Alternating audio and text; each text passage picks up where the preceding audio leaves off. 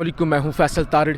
एक तरफ जी जेल भरो तहरीक जो है वो पाकिस्तान में शुरू हो चुकी है। आज लाहौर में जिस तरह से एहतजाज हुए, कारकन प्रिजनर्स वैनों पर चढ़ गए, गाड़ियों के आगे लेट गए और उसके बावजूद उन्हें गिरफ़्तार नहीं किया गया। फिर वो ये जो कैदियों वाली बसें होती हैं उनके ऊपर चढ़ के वो सेल्फियाँ लेते रहे, लेकिन फिर भी उन्हें गिरफ़्तार नहीं किया गया। और फिर अभी फवाद चौधरी साहब की एक वीडियो आई जिसके मुताबिक वह कहते हैं कि हमारे 500 के करीब कारकुन और रहनुमा जो हैं वो गिरफ़्तारी दे चुके हैं, जिसमें आज़म सवाती हैं, शाह महमूद कुरैशी हैं, असद उमर हैं और बाकी जो लाहौर की क़यादत है वो भी गिरफ़्तारियाँ देने के लिए तैयार हैं। दूसरी तरफ आज की सबसे बड़ी खबर ये थी कि जो साइफ़र की तहकीकात के लिए अपीलें थी, साइफ़र की तहकीकात के लिए अपीलें जो सुन्नी थी, जस्टिस काजी फ़ाइज़ ईसा साहब ने उन्होंने वो अपीलें मुस्तरद कर दी हैं और वो कहते हैं ये सियासतदान अपना मसला हल करें, सुनी सुनाई बातों पर हम समाअत नहीं कर सकते। तो लाहौर के अंदर एक बड़ा एहतजाज, एक बड़ा मेला जो है वो लगा हुआ है। कारकुनान जो है वो लेट रहे हैं, पुलिस की गाड़ियों के आगे लेट रहे हैं कि हमें करो गिरफ़्तार। वो अंदर बस के अंदर बैठ रहे हैं। इवन कारकुनान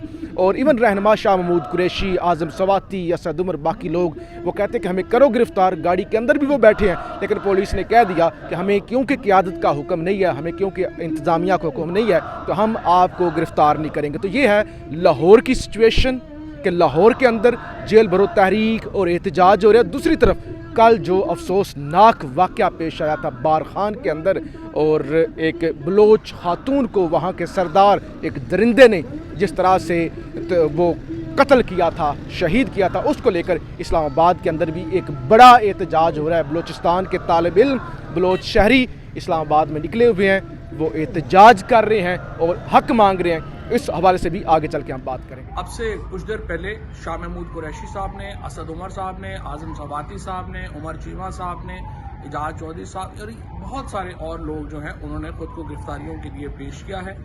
जो तरीके इंसाफ के 500 से 700 कारकुन अब तक जो है गिरफ्तारियों के लिए खुद को पेश कर चुके हैं। पुलिस जो पूरी तैयारी के साथ आई थी, प्रिजनर वैन्स के साथ आई थी, वहाँ हज़ारों लोगों को देख के परेशान है कि उन्होंने आखिर करना क्या है।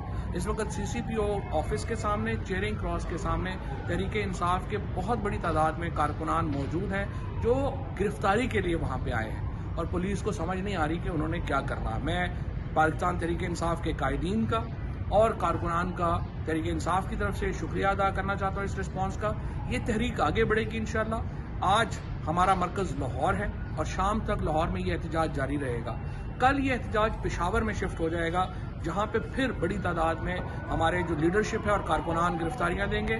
उसके बाद रावलपिंडी और फिर फैसलाबाद, गुजरांवाला और पूरे पाकिस्तान में ये तहरीक फैलेगी और उस वक्त तक गिरफ्तारियों देने का सिलसिला जारी रहेगा जब तक मुल्क में आइन बहाल नहीं किया जाता, इलेक्शंस की तरफ हम नहीं जाते और इस महंगाई का खात्मा नहीं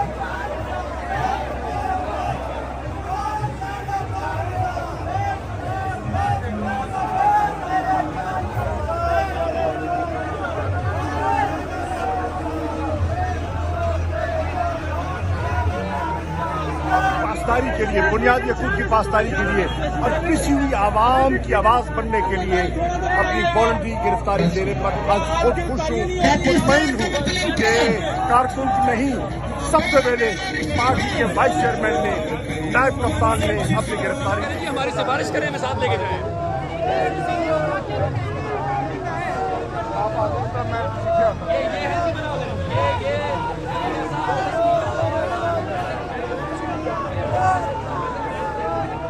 ये वो पार्लिमान है जिसमें वो तमाम जालिम और स्मगलर और बदमाश और इस्टेब्लिशमेंट के पाले हुए अक्सरियती लीडरान बैठे हुए हैं।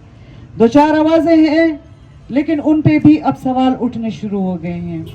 पाकिस्तान की अदालत जो है उससे तो इंसाफ की कोई तवक्को मुमकिन ही नहीं है।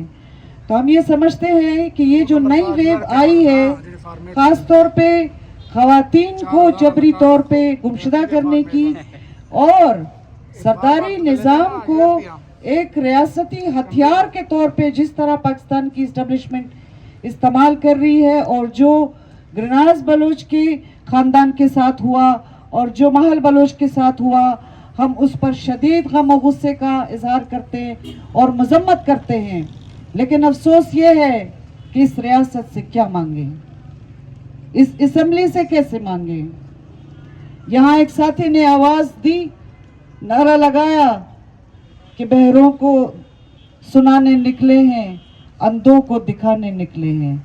जब हमने ये मान लिया कि हमारी आवाज़ नहीं सुनी जाएगी, तो फिर इसका मतलब ये है कि ये रियासत ना बलोचों को, ना महकूम कौमों को, पश्तूनों को, ना औरतों को, ना ज़ेर अताब मज़ाहिब के मानने वाले लोगों को इंसाफ नहीं देगी।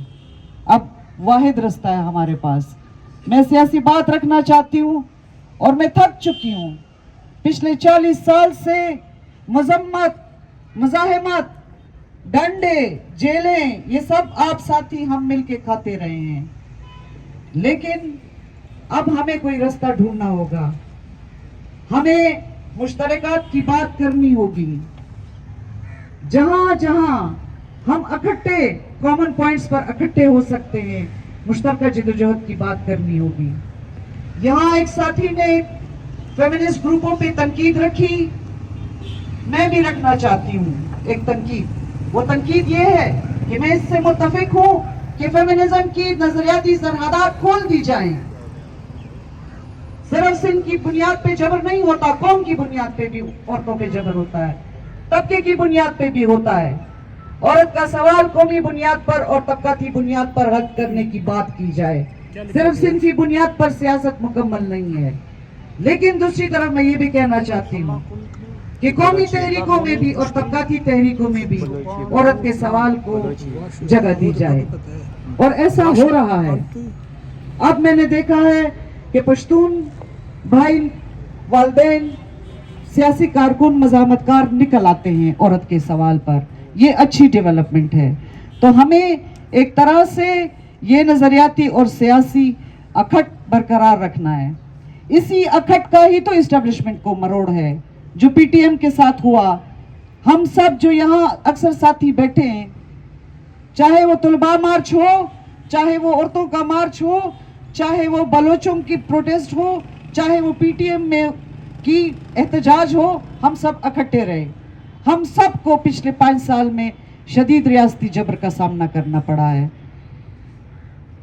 और इंतहाई सख्त किस्म की सजाएं साथियों को मिली हैं, जिसमें के टारगेट किलिंग से लेकर के जेलों तक और जाली मुकदमात तक। तो मैं समझ